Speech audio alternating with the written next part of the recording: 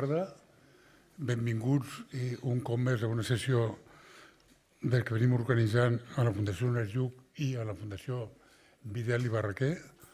Em sento molt content que siguin tots vostès aquí i molt agraït, primer als meus socis, a les dues fundacions Lluch i Vidal i Barraquer per l'esforç d'organitzar aquest cicle, a vostès per assistir-hi i, evidentment, en els ponents de cada sessió del cicle i del dia d'avui.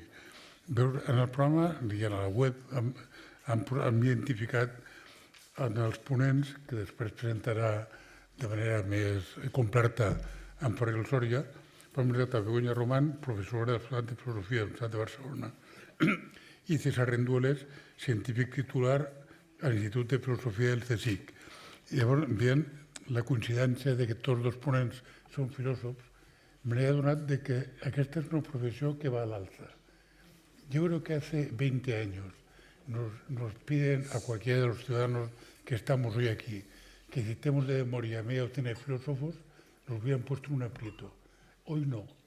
Hoy muchos de nosotros seríamos capaces de citar a media docena de filósofos, lo cual creo que es una buena señal. Yo creo que cuando la sociedad está un poco desconcertada y tiene necesidad de comprender y de saber por qué, recurre más a los filósofos que en tiempos normales. Entonces, bueno, pues alguna cosa buena tienen los tiempos de incertidumbre, que como mínimo en su profesión, confío que en el CSIC y en la Universidad de Barcelona lo tengan presente, que ustedes son más valiosos ahora que nunca en los últimos 20 años. Bueno, perdónenme la pequeña broma, pero me hacía ilusión destacar que hay profesiones que efectivamente van emergiendo de manera importante en nuestra sociedad. La sesión de hoy, como ven, dentro del ciclo sobre el futuro de la sociedad del bienestar, ha levantado expectación, y, bueno, a juzgar por el número de personas inscritas, a pesar de que hubo que, desgraciadamente, parar la inscripción ya hace bastantes días, porque es muy atractiva, indudablemente. De los temas que hoy van a tratarse en la sesión, hay uno que particularmente me llama especialmente la atención, que es el de la polarización. O sea, me gustaría saber más o entender más las causas, los orígenes, la génesis del fenómeno, más sobre las consecuencias, porque una de ellas con toda seguridad es que con la polarización lo que podríamos llamar la dignidad per cápita va a la baja, perdemos todos, bueno, todos, menos Elon Musk y sus congéneres, o la media docena de plutócratas o de monopolistas que exprimen las herramientas que estimulan a su vez y que se nutren en parte de esta polarización. Y la gran cuestión, que probablemente la más relevante, es cómo se supera. No hace mucho leía que no hay que alarmarse por la polarización porque hace un siglo también existía. Pero claro, hace un siglo la superamos a base de 2 guerras mundiales. Entonces, me gustaría saber si hay manera de superar la polarización que produce dosis crecientes de inquina, de odio, de animadversión, de insoportabilidad entre unos y otros, si hay manera de superar esta polarización de forma menos violenta que la que empleamos hace un siglo. En todo caso, perdónenme esta digresión, digamos, lateral. Le paso la palabra a Ferriol para que presente a los ponentes, agradeciéndoles una vez más su generosidad y su presencia en el día de hoy.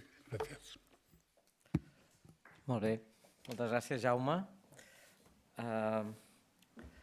Doncs valors i mites imperants, conseqüències en la polarització social. I per parlar d'aquest tema tan suggerent i que aplega tanta gent i que ens aplega a tants, hem convidat el professor, el doctor César Rendueles. El César és científic titular de l'Institut de Filosofia del CSIC. Com saben, havia estat professor de Sociologia a la Universitat Complutense de Madrid, ara al CSIC. És una persona que es prodiga en els mitjans de comunicació. Fa molt poquet escrivia al País, no sé si el van poder llegir, perquè arrel d'un últim llibre que acaba de treure, que ara citaré i que segur que alguna de les reflexions que estan posades allà avui ens podrà compartir. El César, a part d'investigador al CSIC, ha estat director de diversos projectes culturals a llocs com el Circo de Belles Artes i ha treballat sobretot en anàlisi normatiu i empíric de la desigualtat, la teoria dels béns comuns i temes propers a la tradició teòrica marxista. Entre els últims llibres té Contra la igualtat d'oportunitats, un pamflet igualitarista, Comutopia, Comuns, Postcapitalisme i Transició Ecosocial, i aquest, ara fa 10 dies, va treure Anagrama, un llibre molt interessant sobre tecnologia catastròfica i el fi de la democràcia. Per tant, tenim situat un primer conjunt de possibles vies de reflexió que segur que el César ens aterrarà adequadament.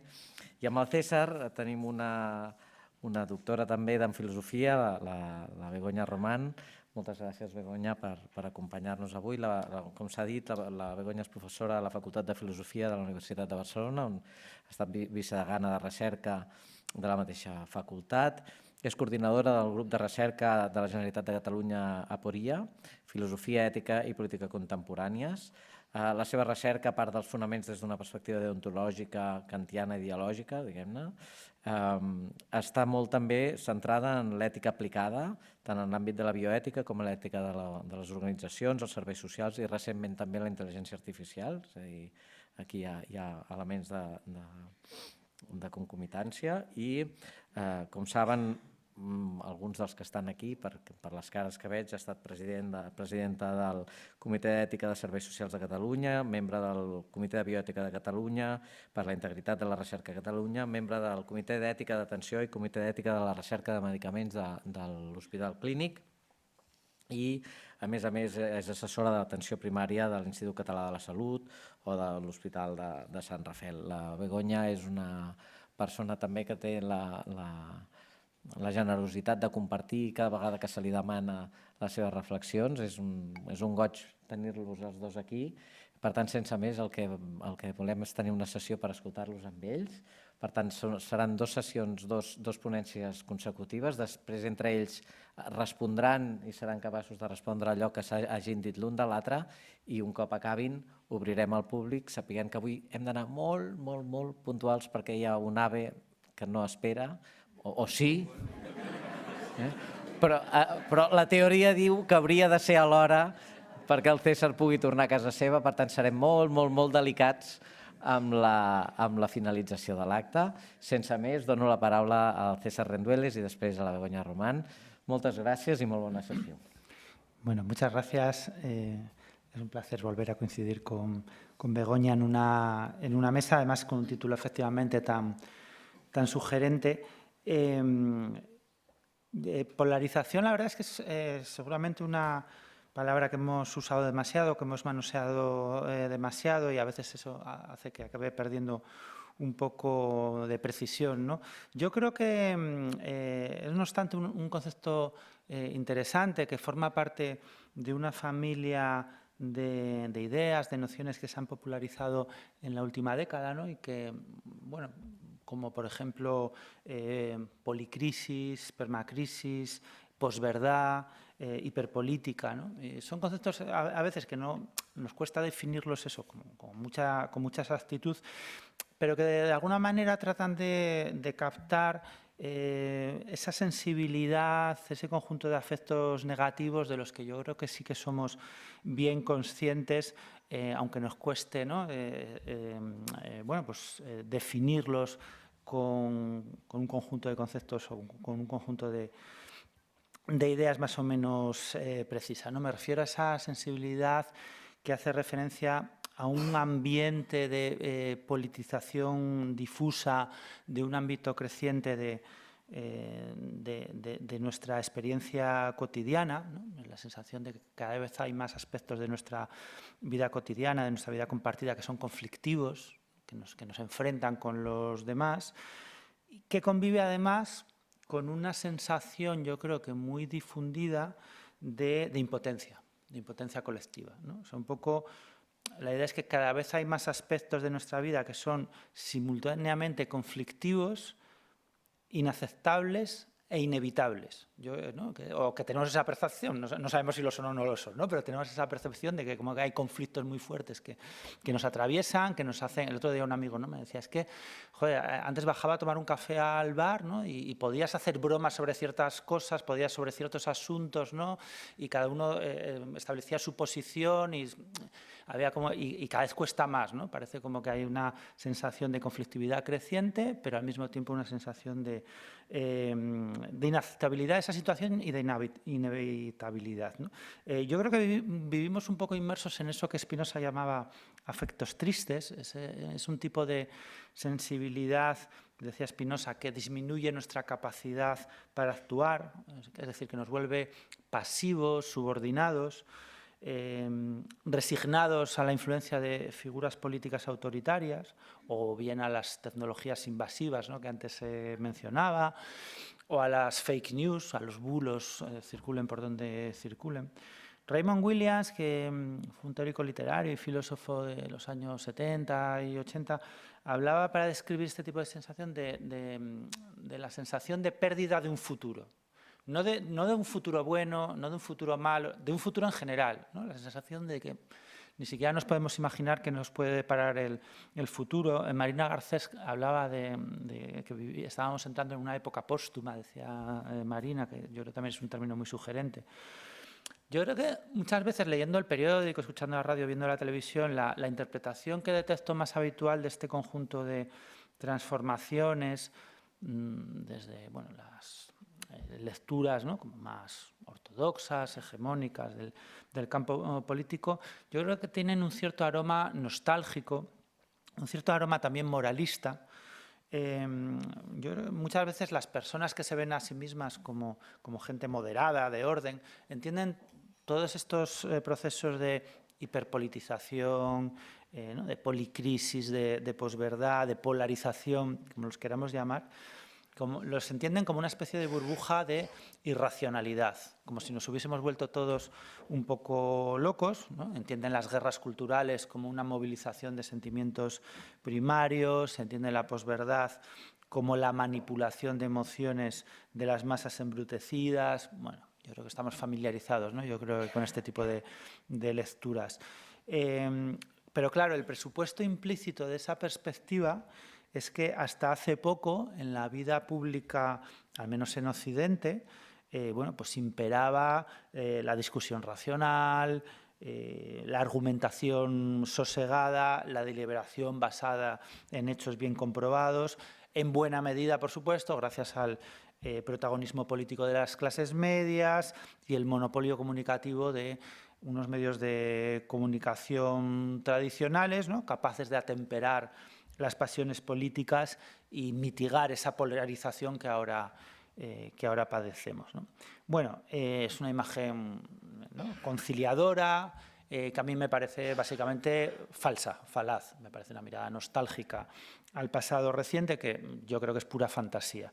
Yo creo que una mirada más realista de la amenaza o de las causas de la amenaza autoritaria que es muy real, ¿no?, y que yo creo que estamos viviendo estos meses con particular intensidad. Yo creo que, insisto, una mirada más realista sugiere que esa apariencia de consenso de las décadas anteriores era en realidad un efecto óptico, era una especie de espejismo del tipo de democracia empobrecida característico de sociedades mercantilizadas, donde la capacidad de intervención política estaba extremadamente limitada, estaba extremadamente contenida, estaba embridada, ¿no?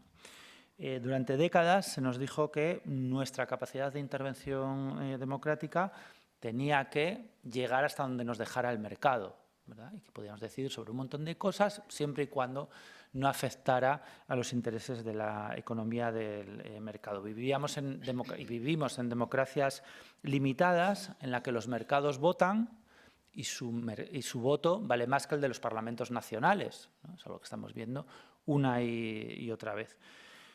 Por tanto, lo que quedaba para discutir, efectivamente, pues era relativamente poca cosa y no despertaba grandes pasiones políticas. Cuando ese modelo económico saltó por los aires con la crisis de 2008, cuando saltaron por los aires no solo ese modelo de acumulación que durante 3, 4 décadas, ¿no?, nos prometió prosperidad y también concordia, no solo saltó el modelo, sino también, bueno, pues todo el entramado ideológico que lo rodeaba. Bueno, pues todos esos debates contenidos durante varias décadas de globalización neoliberal han retornado y lo han hecho de una forma violenta, muy distorsionada y, bueno, pues generando muchísimo ruido social, político y generando graves amenazas para nuestras democracias. Así que, por decirlo de una forma resumida, yo creo que lo que estamos viviendo ahora y a lo que llamamos polarización, hiperpolítica, posverdad, como lo queramos definir, son en suma las consecuencias de un largo proceso de socialización en un modelo desigual, mercantilizado, individualista, que se gestó durante varias décadas de hegemonía neoliberal. El neoliberalismo entró en crisis en 2008, pero ha dejado una inmensa huella social. Este ciclo autoritario, reaccionario, conservador que estamos viviendo, que se expande como un virus, ¿no?, desde Rusia, Estados Unidos, pasando por Argentina, Hungría, Italia, ¿no?, cada vez más como una especie de mancha de aceite autoritario. Este ciclo, este ciclo reaccionario, conservador, es la herencia más directa de esas décadas, ¿no?, de limitación de las democracias por parte de los mercados. Ese proceso de socialización mercantilizada, individualista, tiene muchas dimensiones. Se puede analizar desde muy distintas perspectivas, pero bueno, como me han llamado aquí como miembro del Instituto de Filosofía del CSIC, me gustaría centrarme en cómo ha afectado a nuestra comprensión de la justicia, cómo esa herencia normativa, esa herencia de ideas, esa herencia de una manera de ver el mundo, ha afectado a nuestra imagen de en qué consiste una sociedad justa, en qué consiste una sociedad equitativa, ¿verdad? Yo creo que esa corrosión de nuestra vida ciudadana, de nuestras democracias, de la que hablaba hace un momento, se ha ido produciendo a medida que se nos metía en los huesos una aceptación de la desigualdad, una aceptación de la insolidaridad muy profunda y que hemos normalizado durante décadas, bueno, pues donde se han dado procesos muy visibles, ¿no?, como el desmantelamiento de las políticas de bienestar, como la mercantilización de crecientes ámbitos de nuestra vida colectiva. Justo ahora hablábamos, ¿no?, del ataque furibundo a la universidad pública que estamos padeciendo, muy especialmente en Madrid, ¿no?, donde tiene unas dimensiones nihilistas realmente asombrosas. Entonces me gustaría hablar de eso, ¿no?, de cómo efectivamente ha afectado a nuestra comprensión de la justicia, a esa imagen de en qué consiste una sociedad justa. Por supuesto, en sociedades que se ven a sí mismas como democráticas, por muy mercantilizadas, por muy individualizadas que estén, no es posible renunciar completamente a la idea de igualdad. Así que yo creo que lo que hemos aceptado en las últimas décadas es una versión muy falsa, muy limitada de los proyectos igualitaristas, que es la meritocracia. El ideal de justicia social que manejamos habitualmente es la promesa de que cada cual recibirá aquello que se merece en función de su esfuerzo y en función de sus talentos. Por supuesto, lo que me diréis inmediatamente es que sabemos de sobra que eso es falso, que las cosas no funcionan así, que tanto el sistema educativo como el mercado de trabajo reproducen y amplían las desigualdades en vez de limitarlas. Pero yo diría que el problema es otro. No, el problema no es tanto que no funcione la meritocracia, sino que aunque funcionara perfectamente como un reloj, sería una forma de igualitarismo y por tanto de democracia muy empobrecida, profundamente, valga la contradicción o la paradoja, profundamente superficial, ¿verdad? Porque el objetivo del igualitarismo democrático nunca fue dar a cada cual lo que se merece en función de sus talentos y de su esfuerzo, una especie de elitismo más justo, sino que, por el contrario, las tradiciones emancipadoras, las tradiciones políticas que instauraron la democracia, aspiraban a dar a cada cual lo que necesita, no lo que merece, que son dos cosas completamente diferentes. Proponían dar a cada cual lo que necesita, ¿para qué? Bueno, pues para su autodesarrollo personal, para poder desplegar sus mejores capacidades y talentos, ¿no? El igualitarismo no se pensó en los orígenes de nuestras democracias como una especie de control antidoping antes de la competición social. No, el igualitarismo, por el contrario, es limitar los efectos de la competición. Limitar los efectos de la competición. Por eso, desde un punto de vista igualitarista, esa idea tan común del ascensor social es una auténtica aberración, es un disparate, ¿verdad? Porque significa aceptar que alguien, la mayoría, se tiene que quedar abajo. En una democracia no debería hacer falta ascensores porque no debería haber ni pisos ni estamentos. El problema de la meritocracia es que al final siempre es una especie de mitología, como se nos indicaba bien en el título, ¿no? Un mito que sirve para justificar los privilegios de las élites. Al final los ricos, los poderosos siempre han defendido que se merecían su posición por sus méritos superiores. Al final, incluso en la mejor de sus versiones, la meritocracia lo que propone es un programa de circulación de las élites, ¿verdad? Un programa de recambio de las élites para que, en el mejor de los casos, quien ostenta esos puestos de privilegio pues, se los haya ganado de alguna manera. Lo que pasa es que, al final, esa forma de elitismo tiene rasgos muy destructivos, más destructivos, de hecho, que otras formas de desigualdad, más nihilistas, como decía antes, porque libera a las élites de cualquier tipo de responsabilidad, ¿no? Al menos las élites antiguas se sentían atadas de alguna manera, ¿no? A las comunidades de las que se aprovechaban.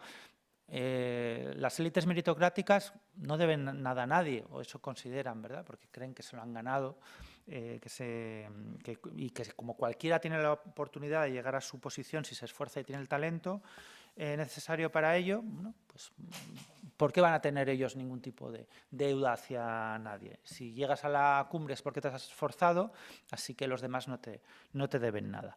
Los proyectos igualitaristas, en cambio, no solo proponían dar a cada uno lo que necesitaba, sino, casi más importante todavía, exigir de cada uno en función de sus capacidades. Era un conjunto de derechos, pero también un conjunto de deberes. Hoy los ricos y poderosos creen que no le deben nada a nadie y por eso, efectivamente, tenemos esas élites tan increíblemente destructivas, tan increíblemente nihilistas, tan increíblemente también lisérgicas, ¿no? Porque creer que no debes nada a nadie te desconecta completamente de la realidad y por eso tenemos esos ricos todopoderosos que parece que viven en un mundo paralelo. Eso da más miedo todavía, ¿no? Cuando entiendes cuál es la motivación de alguien que te quiere subyugar, pues al menos las cosas cobran sentido, ¿no? Pero ¿qué puede haber en la cabeza de Elon Musk? Efectivamente es un completo misterio. Aparte de muchas drogas, eso sí lo sabemos, ¿no? ¿Qué más puede haber aparte de un buen colocón? No estamos muy seguros, ¿no?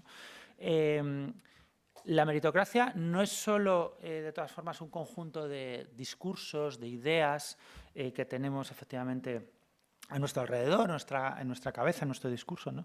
Es también una forma de socialización, ¿no? Voy a detenerme en esto unos minutos, voy a intentar no extenderme, ¿no?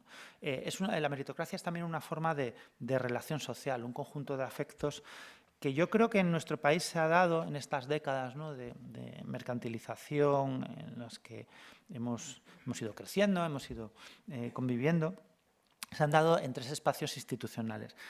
En primer lugar, yo creo que en la propia estructura de propiedad inmobiliaria ha tenido un elemento ¿no? de mitología meritocrática muy fuerte, porque efectivamente la propiedad inmobiliaria ha sido vivida como un mecanismo de movilidad social ascendente intergeneracional, ¿no? Las familias se endeudaban con hipotecas imposibles de 30 a 40 años con la esperanza de legar prosperidad y seguridad a sus hijos, algo que, por cierto, hoy cada vez vemos que era un proyecto efectivamente poco prometedor y que además no está al alcance de todo el mundo.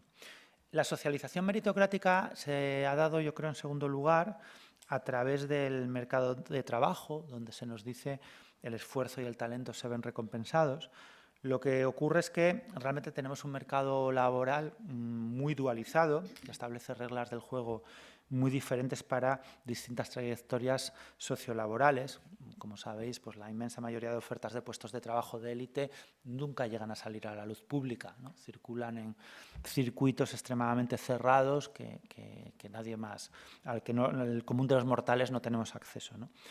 Pero sobre todo, y en tercer lugar, la socialización meritocrática se ha dado a través de un sistema educativo también muy dualizado.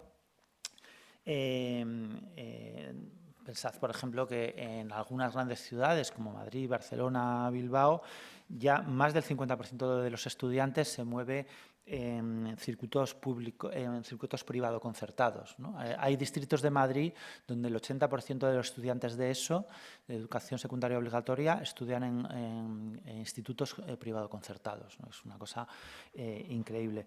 Pero a donde quería llegar es que estos tres espacios, el mercado inmobiliario, el mercado de trabajo y la educación, ofrecen un mito social, un espejismo social. El espejismo de un terreno meritocrático de competitividad justa donde el esfuerzo se ve recompensado. Esto es un puro mito, pero funciona. Puede ser el esfuerzo financiero, puede ser el esfuerzo educativo, puede ser el esfuerzo laboral, ¿no? Pero pensadlo así. O sea, los hijos de las clases medias altas, cuyos padres han podido pagar holgadamente la hipoteca de una propiedad que ellos van a heredar sin cargas, que han ido a colegios privados o concertados donde solo se han relacionado con gente de su misma categoría socioeconómica, que ha nacido de un puesto de trabajo con buenas condiciones laborales. Cuando esa gente, dice que si te esfuerzas lo consigues, no están reproduciendo tanto un conjunto de ideas como su propia experiencia de socialización, ¿no? Pero han vivido en una especie de burbuja que reproduce ese conjunto de mitos, ese conjunto de ideas, ¿no? Por eso decía, bueno, la meritocracia ha funcionado como un acelerador de este tipo de distorsión democrática antigualitaria, porque es también un proceso de socialización, no solo un conjunto de discursos que aparecen por los medios de comunicación. Creo que al final la meritocracia nos condena no solo a una sociedad desigual, que lo hace porque al final es un reconocimiento de la desigualdad, sino que nos condena sobre todo a una sociedad resentida, a una sociedad del rencor, a una sociedad llena de resentimiento. Y esto yo creo que tiene todo, por eso decía que tiene todo que ver con el clima de polarización, de hiperpolitización. El problema de la meritocracia es que genera una visión de la sociedad como un juego de suma cero, es decir, una competición donde las ganancias de unos son las pérdidas de otros. Y eso, subjetivamente, últimamente hablamos mucho, ¿no? De enfermedad mental, de padecimientos y sufrimiento social. Y claro, es que esa sociedad de la ultracompetitiva, esa sociedad donde lo que uno gana el otro lo pierde, lo que hace al final es culpabilizar a las víctimas de su fracaso y privar de cualquier tipo de responsabilidad a los ganadores. Si has fracasado es porque no tienes el talento necesario, la culpa es tuya, o no te has esforzado lo suficiente, la culpa es tuya, y si has ganado no les debes nada a nadie, como decíamos antes. Y yo creo que ese es un terreno abonado para el enfrentamiento, para la sospecha, para creer que alguien te está robando lo que tú te mereces, para creer que si alguien que estaba mal mejora, es a costa mía, ¿verdad? Para creer que si las mujeres mejoran su situación laboral, yo voy a perder algo, prestigio, dinero, lo que sea, que si se regulariza a los migrantes, yo voy a estar peor. La meritocracia convierte toda nuestra sociedad en una especie de competición donde somos incapaces de entender que podemos tener mejoras conjuntas, que podemos ganar todos, ¿verdad? Y esto tiene que ver también con cuestiones como la verdad y la posverdad, ¿no? Porque muchas veces pensamos que la solución a los bulos de Internet, a la verdad, es mejor información, ¿no? Que yo individualmente acceda a mejor información. Pero es que las cosas no funcionan así. O sea, precisamente el problema es que no sabemos qué es mejor información, dónde está, quién nos la proporciona, sino que necesitamos confiar en algo y la confianza solo se genera colectivamente. Hace muchos años leí una estadística alucinante que decía que España es uno de los países, no el que más, pero donde la gente más desconfía de los medios de comunicación. No era el que más, Estados Unidos la gente desconfiaba más de los medios de comunicación. Pero España sí era el país del mundo donde la gente menos se creía las noticias de los medios de comunicación que ellos mismos consumían.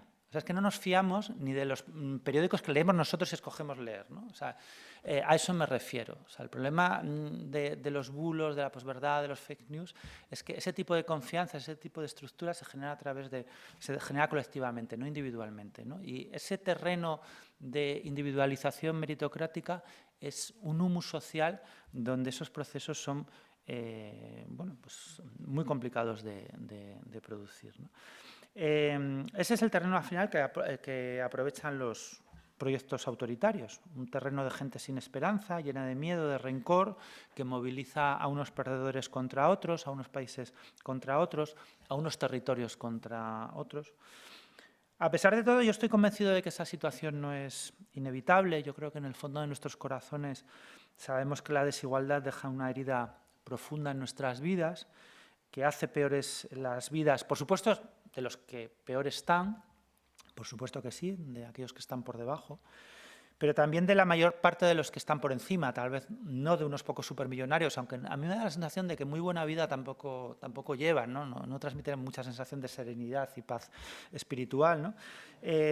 Pero yo creo que nos cuesta aceptar el privilegio arbitrario, incluso o sea, también hay una encuesta, una serie de encuestas del CIS que siempre me hacen gracia porque se le pregunta a la gente por su autoposición de clase, por cómo se ven, ¿no? Y siempre la gente se ríe mucho porque nadie se ve como de clase baja, todo el mundo se ve como de clase media, pero es divertido porque nadie se ve tampoco como de clase alta.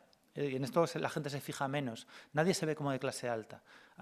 Aunque formes parte del 5% que más gana, a no ser que sea supermillonario, no te ves como de clase alta, te ves como de clase media alta, como mucho, ¿no? Porque nadie quiere estar por debajo, pero nadie quiere estar por encima tampoco, ¿no? Y yo creo que a mí eso me da esperanza, porque yo creo que en el fondo de nuestros corazones sabemos que hay algo muy dañado en este tipo de sociedades y por eso nos asusta la polarización, por eso nos asusta la posverdad. Y yo diría que la igualdad puede volver a ser un valor más consensual de lo que a veces pensamos. Ha sido en el pasado un valor bastante transversal, como lo es hoy la libertad de expresión, y yo creo que puede volver a serlo. Y nada más, muchas gracias y cuando quieras.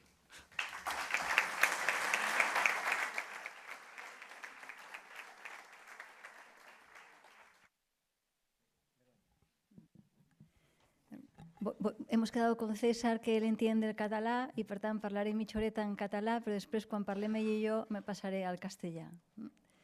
Un plaer compartir amb César i amb vostès. 3 idees, i aniré de cada una d'aquestes 3 idees explicant derivacions. Primer de tot, César ja ha apuntat que el concepte de polarització són aquelles paraules de tantes fetes servir, ja arriba un moment en què no sabem molt bé què és. Però, en general, sona malament. I, per tant, la polarització és dolenta. Els pols són inhòspits, allà no es viu bé, si parlem, diguem-ne, del pol terrestre. En general és dolenta. Per què? Fonamentalment perquè simplifica. I la simplificació avui en dia és que nega la complexitat d'allò multidimensional. Però, a més, és que la simplificació no accepta la incertesa que és la condició humana. I, per tant, acaba reduint tot a dilema o i a disjuntives excloents i, per tant, anar separant i qui separa acaba vencent, ja ho sabem, no?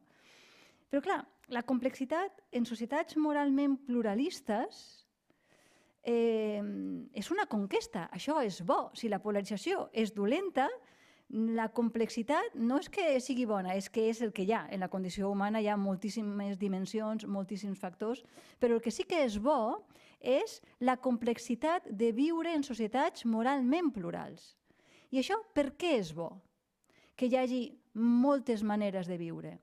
Perquè és un bon indicador de llibertat. I si hi ha algun valor que encara continuem considerant transcendental per a la vida humana és allò que anomenaríem autodeterminació, llibertat. El César ha parlat molt de la igualtat, jo aquí també vull reivindicar molt l'altra, i tots dos hem parlat molt, malgrat que no l'hem nombrada, de la fraternitat, però ja sortirà.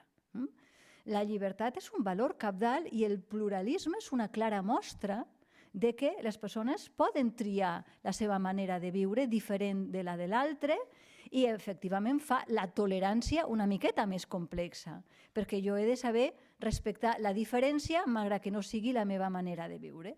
I en la polarització m'ho redueixen tot a dos, que acaba sent és que tenen raó i és que no tenen la raó.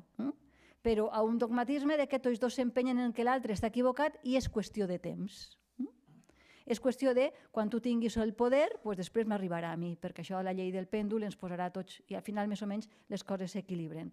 És una simplificació de la vida i de les maneres de pensar. Segona idea, i aquí m'aturaré una mica més. Clar, aquest cicle és les conseqüències de la polarització, i com que jo dic que la polarització és dolenta, perquè no ens permet acceptar la incertesa, no ens permet gaudir de la pluralitat moral que hem conquerit i hem trigat en conquerir-la, si és que l'hem conquerit mai del tot, i donada la complexitat que és viure per a un humà que comença sempre des de zero, quines serien les pitjors conseqüències d'aquesta polarització?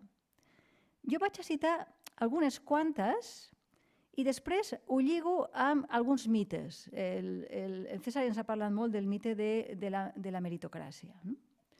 Jo vaig a parlar d'algunes pitjors conseqüències. Nombraré 5.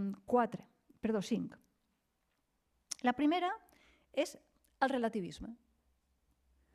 El relativisme fruit, entre altres, del concepte de postveritat. La paraula més o menys és nombrada com la paraula de l'any en el 2016 i és que caldria explicar la història de la veritat, caldria fer una breu història de la veritat perquè la veritat s'ha entès de moltes maneres, però allà que s'ha mantingut.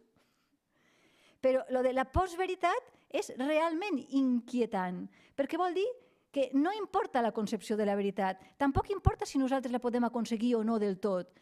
Veritat com objectivitat, veritat com intersubjectivitat, veritat com escepticisme, ens agradaria però no la podem conèixer, però la postveritat és que no importa. És que la postveritat és una deixadesa de no importa. I per tant, si no importa, no paga la pena de l'esforç de mirar. I al caure la veritat, cau tot el que en ètica ens és fonamental, evidentment, la justícia. Jo vull saber de debò què és el que hi ha per a repartir. Jo vull saber de debò quina és la diferència que permet que jo faci una discriminació positiva o una diferència equitativa. Jo he de saber de debò què és la vida autèntica per saber que la felicitat és l'autèntica i no una compulsivitat consumista que ens porta forassenyadament a un malestar en la cultura, que ens diria Freud. El relativisme no és pluralisme.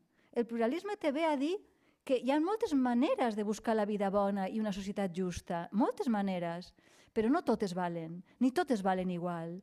I la filosofia s'ha caracteritzat tota la seva vida, llarga vida, i li desitgem encara més, a pensar els límits, a pensar quines són les condicions de possibilitat dintre dels límits i quins no. I clar, i pensar els límits t'obliga en el tema ètic a dir, i quines són les formes de vida que no valen. I per dir-ho ras i curt, el pederasta i el sàdic no val, per molt feliç que li faci la seva manera de viure, per molt que hagin existit tota la vida i que existiran tota la vida, i que això no és nou, però almenys ens neix la consciència de que no seran impunes. Clar, la conseqüència del relativisme ve de que, ara han guanyat aquest pol, després guanyarà l'altre pol, i això és la llei del pèndol, i això és la condició humana, i no hi ha res a fer, això és el que hi ha. Clar, el relativisme que t'impedeix tenir criteris per a exercir la crítica sobre què els límits són d'una època, o què límits són personals, o què límits són, en paraules kantianes, transcendentals, la condició de possibilitat mateixa de pensar els límits. Clar, la condició de possibilitat mateixa de pensar els límits és la llibertat de pensar. Però si nosaltres creiem que no paga la pena pensar, perquè per a què pensar si no hi ha criteri com ara veritat, justícia, bondat, criteris transcendentals, condició de possibilitat de la crítica. Si tot val i tot val igual, per a què recercar res? És qüestió d'esperar a que guanyin els meus. Segona, Això ens porta a una segona conseqüència d'ella, que és el determinisme, que és matar la llibertat, la mort de la llibertat, la celebradís. El determinisme de no hi ha res a fer. Tot està determinat. I el futur no només és un futur fotut. No, és que no hi ha manera de canviar-lo perquè no hi ha res a fer. Això és el que hi ha. I això, tercera, com que se genera una mena de... El futur és sempre distòpic, com que ara sabem que emocionalment les mentides i les males notícies venen molt més que les bones i que l'esperança, doncs genera la distopia i el futur ens porta, i per acabar, cinquena conseqüència, relativisme, determinisme, distopia, descapacitació, però no només descapacitació de la capacitat de pensar per a què, si ja no sabem què és la veritat, sinó de la descapacitació de l'agència col·lectiva, el que podem anomenar de la despolitització. Com a animals polítics que som, no confiem en la nostra agència, no només la personal, sinó la col·lectiva, de transformar el món, d'apropiar-nos del nostre món. És la mort, clarament, de l'ètica i de la política, condició humana que ens caracteritza, la capacitat de crear i de mantenir món i humanitat amb ell. I l'última conseqüència, miro al Josep Otegui, és el tema, efectivament, el César també l'ha nombrat, aquesta desmoralització, desmotivació, fruit de la tot és descapacitat, desconfiar, desafecció, genera una problemàtica de salut mental que, sempre ho dic, no s'arregla només amb diners, si no canvio les estructures. Últimament estic recomanant molt el documental de la teoria sueca de l'amor, perquè ens emmaravillem amb els suecs, però els suecs tenen el mateix problema estructural que porta a... No és un tema de diners, és un tema de com tenim pensada aquesta estructura social que ens porta a una felicitat que no és d'agència del que jo faig, sinó una felicitat compulsiva, consumista. Tenir experiències, i clar, i aquest consumisme desaforat no genera en absolut allò de lo que va a l'ètica, que és la recerca de la vida bona. I una vida bona és una vida dedicada a la recerca de la vida bona. Però si tu has desmotivat la pròpia recerca perquè no tens el criteri per a fer la recerca, clar, el desconsol és immens. Quins són els mites que han ajudat a aquestes pitjors conseqüències? Quins són els mites? I hem de passar sempre del mite al logos. El primer mite que jo voldria parlar, en parlaré d'uns 4, és el del progrés. Això ja es va criticar en el segle... Nisbet té un interessantíssim llibre que és la història de la idea de progresso, que deia que després de Hegel ja a ningú se li acut parlar de progrés, no? Que es parla d'estancament, es parla de cercles viciosos, es parla d'involució, però no, és que aquí últimament se parla molt del progrés tècnic i que tota solució serà també una solució tècnica. Clar, però aquí hi ha una contradicció, perquè si el progrés és tècnic, la tècnica ha evolucionat per una activitat cooperativa, científica, de comunitats, les tècnico-científiques, col·laborant per resoldre els problemes que tenim, però sabem de l'impacte mediambiental que això té. Per tant, la nostra gran font d'alliberament i de progrés ha estat el coneixement, però què fem en una era de la postveritat? Però segueixen dient que el progrés és un progrés tècnic. Sí, però és un progrés tècnic que té com a principal valor la veritat, no només la mercantilització de tecnologies que venen. Aquest mite de progrés tecnològic val la pena fer-lo pensar, perquè el progrés tecnològic ho és si allibera, no si sotmet a noves formes de tècniques. Clar, si tu tens noves tècniques que no te permeten l'alliberament, sinó que te permeten noves formes de submissió, ens tornarem tots tecnòfobs. Un altre, i una mica és allò del mite del gato pardo, que cal que torni a canviar-ho tot perquè tot continua sent igual. Un segon mite és el mite de la conquesta, de que això de la democràcia, això de la igualtat, això de l'estat del benestar, ja ho hem conquerit. I, per tant, ens podem dedicar ara a gaudir de lo nostre. Aquest mite de que ja ho tenim conquerit, de que ja ho tenim assolit, permet, diguem-ho així, delegar en altres que s'ocupen d'aquests assumptes. I hem delegat, irresponsablement al meu parer, el nostre món. L'hem delegat en professionals, l'hem delegat amb els polítics, però tot això ho hem delegat pensant que ja ho teníem conquerit, perquè això són mecanismes que senzillament cal posar-li l'oli i a poc ja continuen funcionant perquè són mecanismes, és a dir, tècnica. I no, tota institució, democràcia inclosa, és humana. I, per tant, no és qüestió només d'anar posant-li oli, no d'anar reactivant i res. No, necessita obrir-se al món i veure el que anomenaré, necessita de la cura de la institució. Ara el que diré de la mà de Sophie Bourgault, jo últimament estic escoltant molt de que la burocràcia és una cosa dolentíssima i que la hem de superar. I Sophie Bourgault, una col·lega de Canadà, té un article molt interessant que es diu La cura de la burocràcia.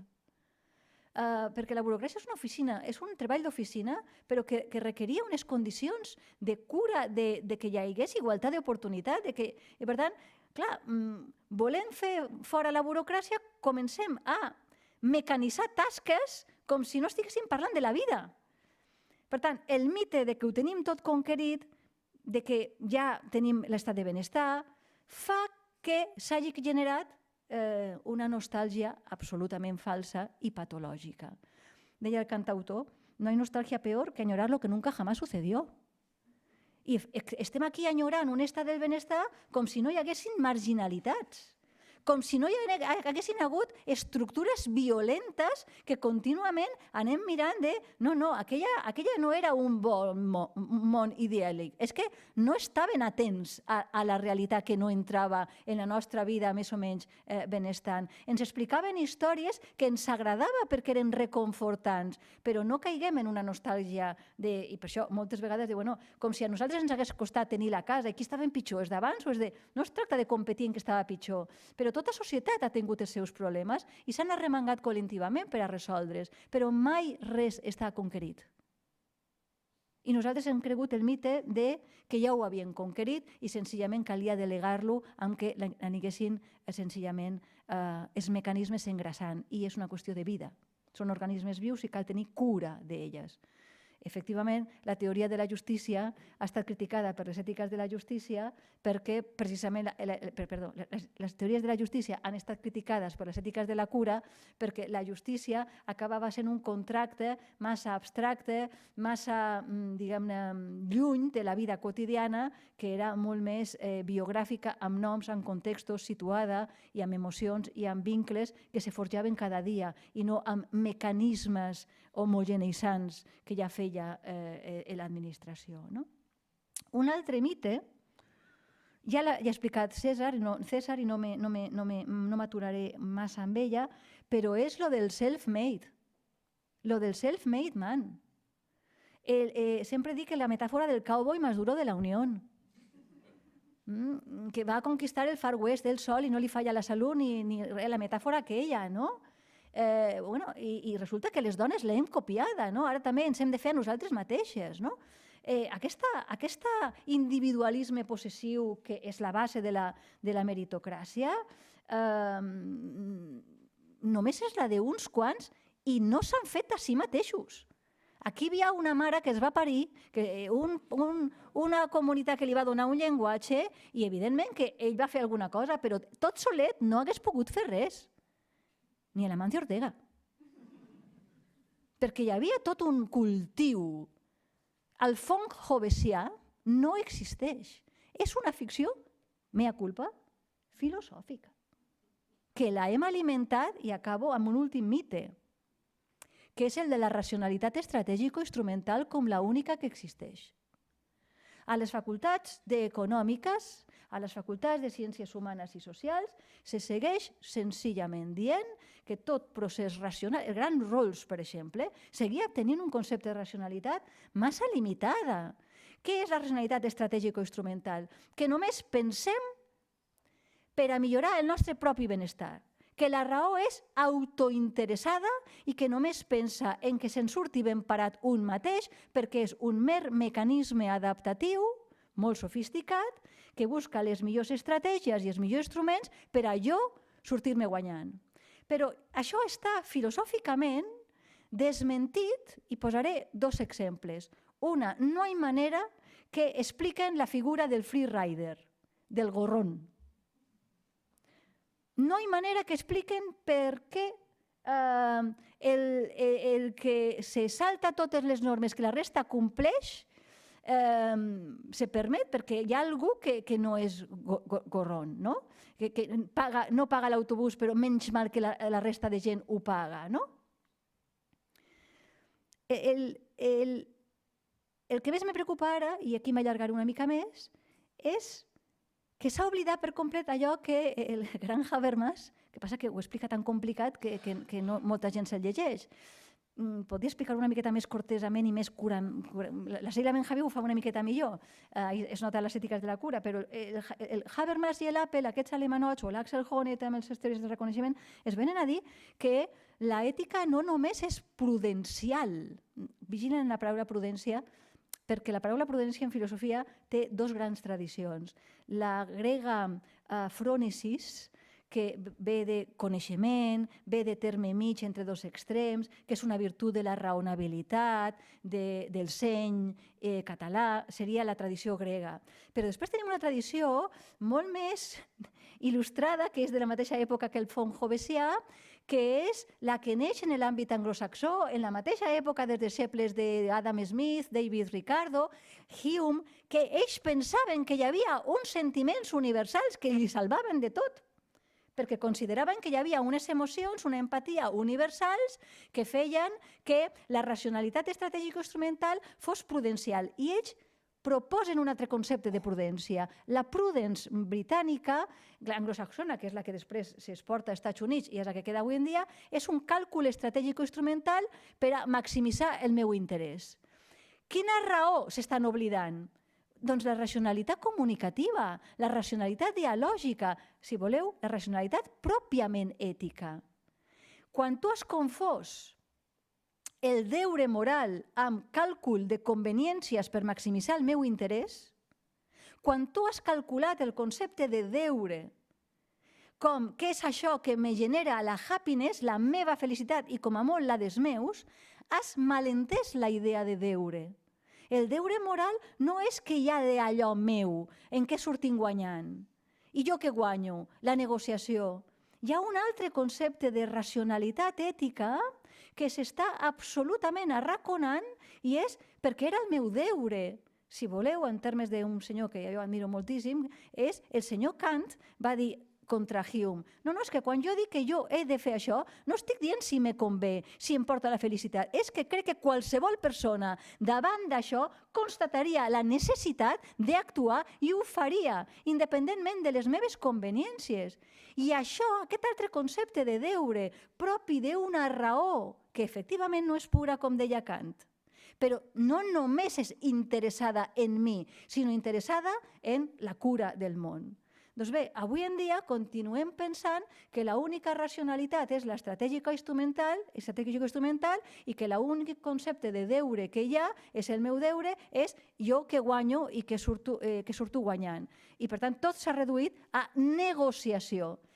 De manera que el dialogos, la deliberació, també la deliberació de la frònesis aristotèlica, s'ha perdut i tot se converteix en una xerrameca de que guanyi no qui tingui millor argument, sinó millor capacitat de convèncer, emoció en vena, i com que la veritat no importa, bé, no es tracta d'anar acabant des de la desesperança. Els valors de la societat imperant. Doncs jo haig de dir que són valors, com tot el pròpiament humà, estranys, complexos i contradictoris. Per una banda, són els valors que de facto fem servir, i jo sempre dic, els teus valors no són els que proclames, són en què te gastes els diners i el temps. Perquè això són l'or, els diners i el temps. Aquests són els valors de debò. Jo sóc molt solidari, però quants de temps dediques als altres i quants diners dediques als altres? No gaire, però me proclamo solidari. Clar, quan estem parlant en la filosofia, tots els que estem en filosofia estem últimament parlant del dret polític a la fraternitat. Estem recuperant la tríada que es va morir pel camí, ja anomeneu-lo solidaritat, fraternitat. No estem parlant de la charity, que és allò que me sobra i vaig a un sopar de 100 euros per a que després puguem fer l'assistencialisme que l'estructura margina. Això és cinisme. Sloterdijk parla d'això, de la crítica de raó cínica. Tenim, per una banda, uns valors que som els que de facto practiquem perquè per una inèrcia de pressió separat i junt, per pressió social i que t'acaba fent depressió. Però, per altra banda, quan te pares a pensar en els límits, en això que ens honora com a humà, la capacitat de crear món, i te poses a pensar quins són els valors pels quals es vol caracteritzar una societat del segle XXI, no comencem des de zero. Van tenir el privilegi de tenir tota una tradició d'humanitat, d'humanisme, evidentment europeu, i l'Europa d'avui en dia l'està oblidant a marxes progressives, l'Europa d'avui en dia ha oblidat que Europa va ser un ideal, evidentment, entre altres, il·lustrat, però era una Europa que creia en una societat amb un nivell de consciència postconvencional. Què és això d'un nivell de consciència postconvencional? Una consciència crítica, que no criticona, ho dic moltes vegades, crítica, tornem a un criteri on el valor de la veritat ens ha permès alliberar a molta més gent que hem pogut gaudir de classe mitja. Hem pogut generar institucions que pensàvem que li posàvem fre a la guerra, que s'oposaven bastant més difícil a la guerra. Hem pensat unes institucions que pensaven que podíem generar un igualitarisme, malgrat que va ser més llegenda que realitat, tot i que alguna realitat també bona va generar. Per tant, crec que sí és cert que la societat del benestar i la proclamació dels drets humans, allà, vaig acabant ja, allà en el segle, quan fem la primera declaració de drets humans després de la Guerra Mundial, vam patir 2 guerres mundials, però en el 48, quan declarem els drets, sabem que són uns drets que volem que ens caracteritzen.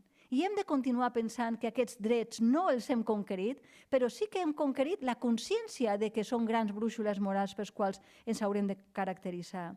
I que això és possible perquè hi ha agència humana.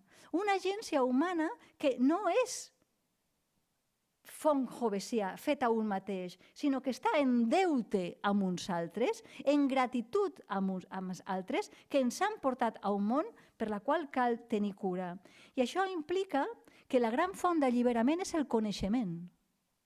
Coneixement que implica criteris de veritat, però discutit, en un diàleg que no és estratègic o instrumental, i per suposat això implica una cura d'institucions que és pensar en les estructures. No només pensar en l'acció interpersonal, sinó en l'acció institucional. I avui en dia hem de cuidar la burocràcia, com deia la col·lega Sofia Burgot, per a reconstruir o construir institucions a l'alçada del segle XXI. Jo crec que és molt important donar una altra vegada veus a que el pluralisme no és relativisme, el futur és el gran objectiu moral, perquè si no hi ha esperança no hi ha manera de motivar-se, però no es tracta de caure en una ingenuïtat perquè, comencem, la complexitat és el que ens caracteritza als humans, la incertesa és condició humana, però la manera com hem aconseguit arribar fins aquí, amb més progrés de la nostra consciència moral, fins i tot a l'hora de descobrir una tríada com fraternitat, igualtat i llibertat, s'ha fet possible perquè s'ha posat gent a pensar conjuntament i a actuar i a creure que el que en el segle XV eren les utopies del Renaixement va arribar després un altre segle en què vam veure que això no era tan utopia, sinó que havia lloc. Moltes gràcies.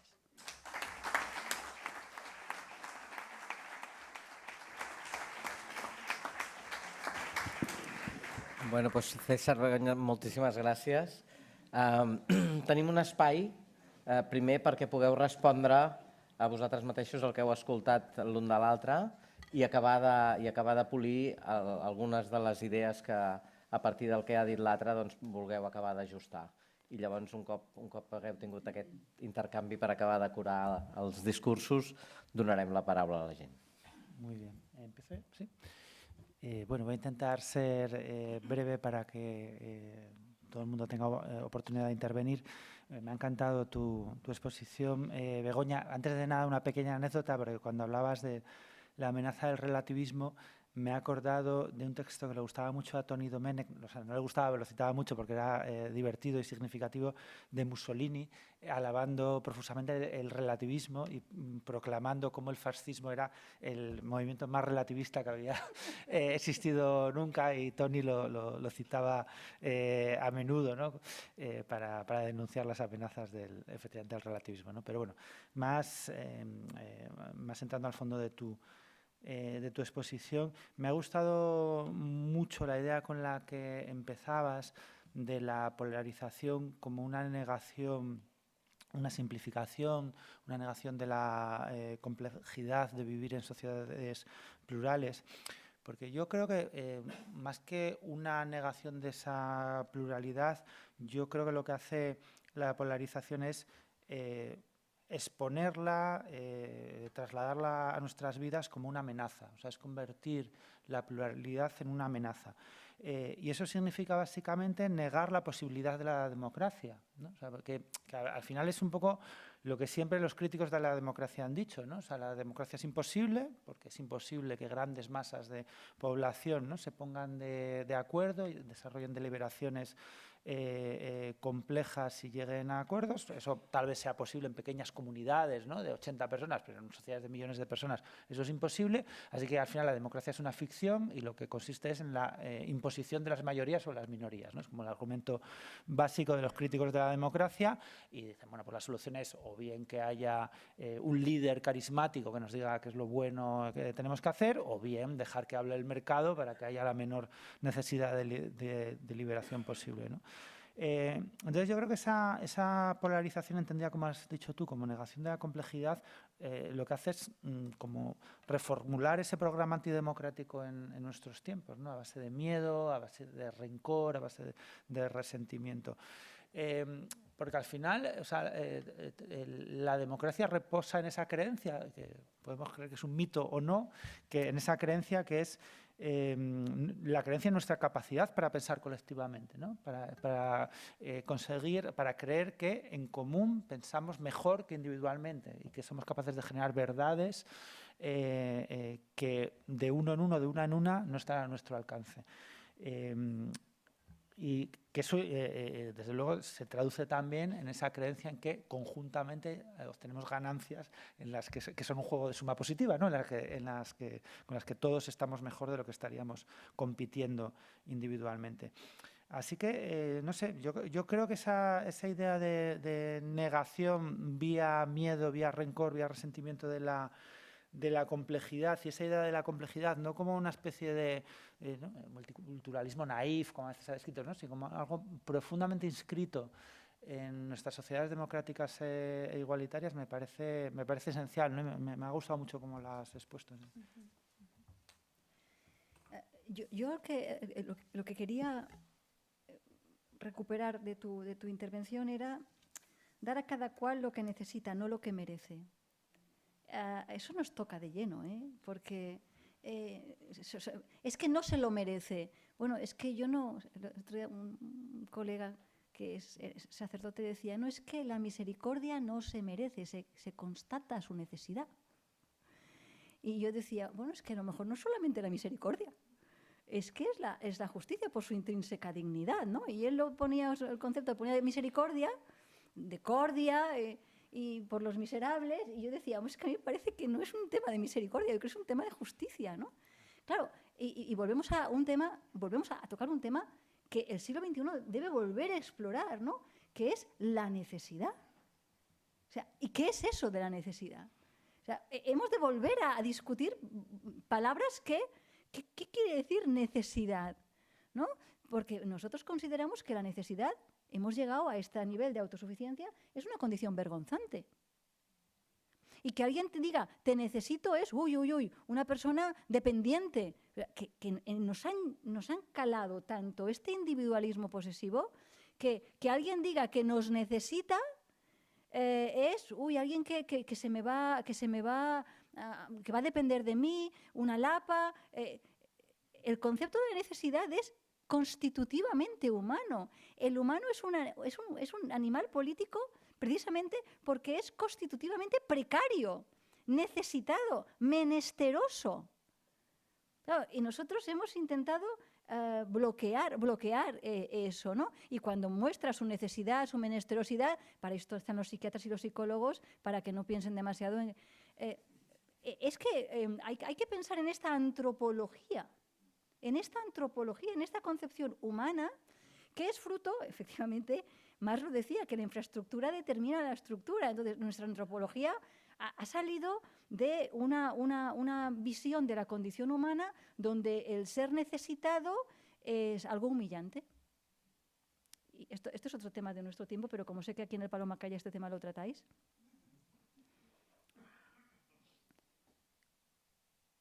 Y se ve el proceso de envejecimiento y de necesidad del otro, de necesidad de soporte, de ayudas del otro, se ve como humillante. Ens ho hem de fer mirar, Es raro esto, pero es bastante usual, ¿no? Es que yo no quiero ser dependiente, pero ¿de qué va a envejecer? ¿Qué historia te habían explicado a ti? Todo esto son... pensar categorías muy asumidas, muy acríticamente asumidas, que son fruto de esa no aceptar pensar en que somos seres necesitados. Y no únicamente de afectos, también de instituciones. Y nos están convenciendo de que no hacen falta instituciones, sobre todo instituciones públicas, que con el mercado funciona, y este tema lo llevamos toda la vida trabajando filosóficamente, ¿no? Y eso es desdemocratizar, ¿no? Para que no haya más que una única institución que puede con todo y con todos, que es el mercado, claro.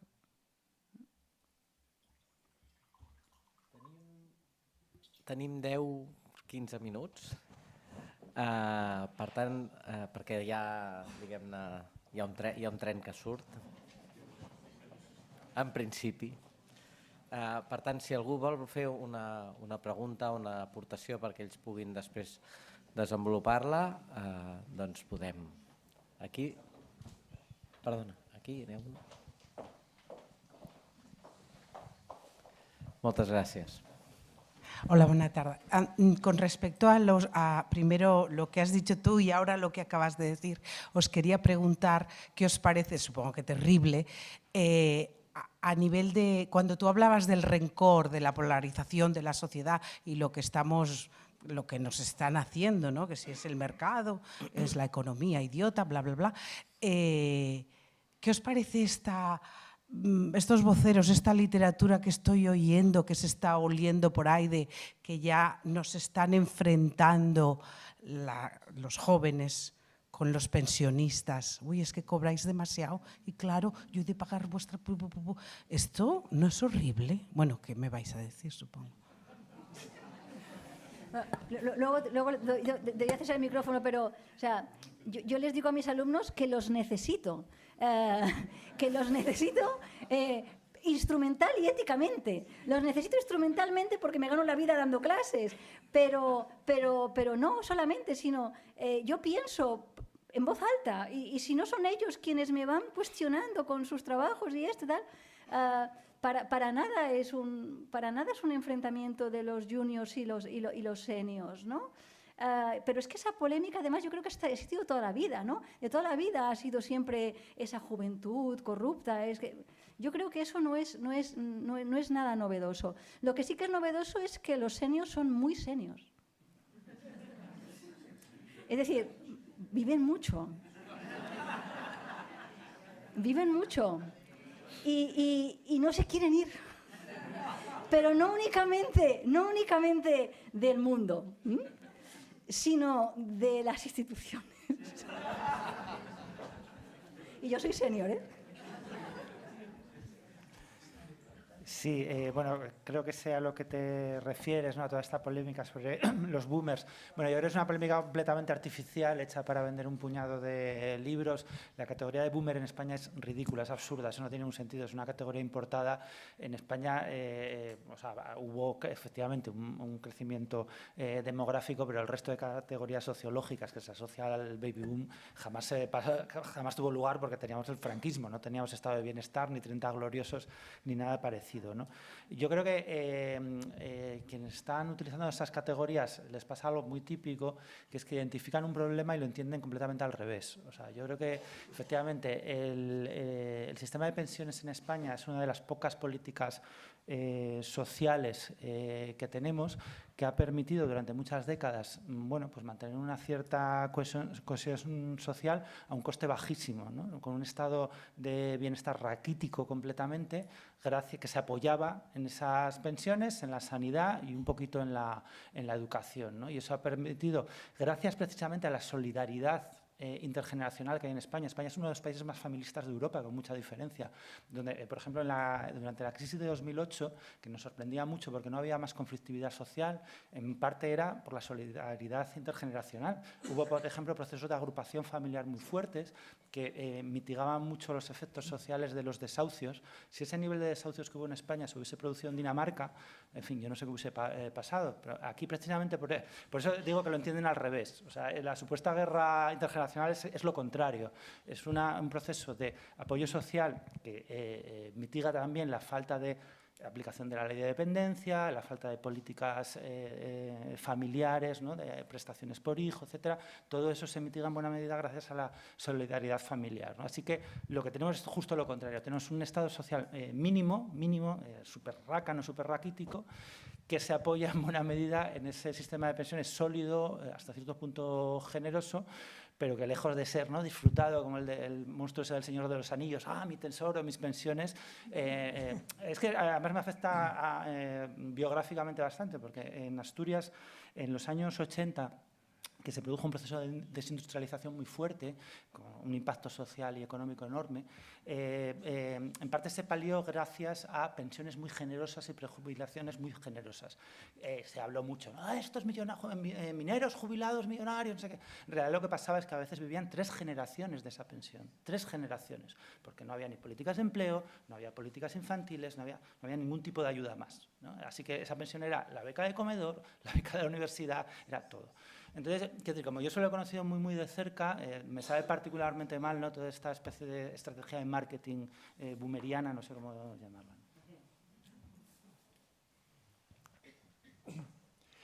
Sí, me ha parecido muy interesante lo que comentabas, Begoña, del tema de la necesidad, cómo la necesidad está muy negada en nuestra sociedad.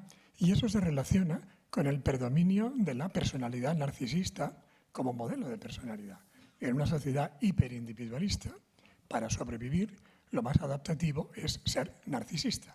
Y el narcisista se caracteriza por no necesitar del otro y además por utilizar al otro a su servicio como una cosa, como un objeto, explotarlo. Este es un poco el modelo de personalidad en el que nos movemos en este contexto social. Entonces, lo que planteas de la negación de la necesidad es un tema fundamental en el mundo de hoy.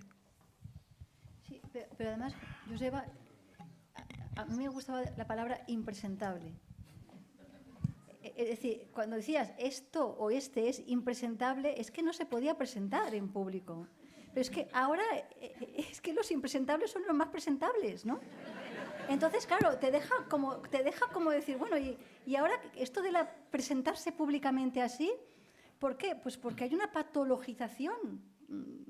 Por eso he hablado del malestar en la cultura cosa hecha, ¿no? Hay una patologización del tipo de personas que son unos narcisistas envueltos de aduladores, y eso es el colmo de un delirio, ¿no? Hablando en tus términos, ¿no? Sí, me acordaba escuchándote de una idea que Christopher Last retomaba de Adorno, que va en esa dirección, ¿no? que es como el individualismo, ese individualismo narcisista, al final genera personalidades muy frágiles, ¿no? Es gente que está hablando permanentemente de sí, pero que tiene identidades muy frágiles que necesitan de un reconocimiento permanente, ¿no? Para sustentarse, pues es como que si fueran cascarones vacíos, que yo creo que es un poco ese tipo de sociedad narcisista, ¿no? Que además ahí sí que yo creo que las redes sociales, ¿no? Generan un efecto burbuja, una especie de torbellino que lo aceleran muchísimo, ¿no? Mira, perdona, aquí hi ha una pregunta. Si podem ser breus ara en la resposta, sí, pel César. Hola, estimada Begoña. Només has anomenat una vegada tolerància. Llavors, aquesta davallada de la democràcia, jo, amb la meva intel·ligència, la comparo amb la davallada de la tolerància. Això, per una banda, no sé si es pot fer, tu m'ho diràs. I després aquesta cosa que ens has ensenyat. I ara ja estic en una edat que em deies s'ha de ser generosos perquè passin les altres generacions, t'has de morir perquè arribin les altres generacions i has de ser generosa. Ara ja tinc una edat que puc ser generosa, oi? Vinga, això de la tolerància, només una vegada l'has anomenat. I crec que té bastant lligam amb tot això. Potser sí, perquè tolerarem lo intolerant? Arribarem a tolerar lo intolerant? Sí, clar, és curiós perquè com totes les paraules se tornen tolerància zero. Quan ja es diu tolerància zero, no? Tolerància zero vol dir que això no es pot tolerar de ninguna de les maneres, no? Clar, i jo sempre explico a classe en primer de facultades, hem de tolerar l'intolerant, perquè això és la mort de la tolerància, si tolero l'intolerant, no? Llavors, la tolerància requereix pensar en quin sentit l'estem interpretant. Si la tolerància en sentit genèric vol dir el respecte a la diferència, però diferència que ja és respectable, malgrat que no sigui la meva, benvinguda és la tolerància. I això és símptoma, com insisteixo, de pluralisme i de llibertat. Però si la tolerància és tanfotisme, és intraducible. Clar, és la indiferència. És la indiferència que això és el pitjor, no? I si jo sabeu que els meus alumnes sempre defenso que és un deure morir-se, bé, a la primera. Bueno, molt bé, doncs estem amb temps. La veu que han sentit aquí al final abans, ara fa un moment fent una pregunta, és la del Josep Achotegui, que és el que ens acompanyarà a la propera sessió, que parlarem de biopolítica, de la salut mental i el benestar. Narcís Benza Adib i a Eros, en aquest context en el que estem. Segur que serà molt interessant, això serà el 16 de març.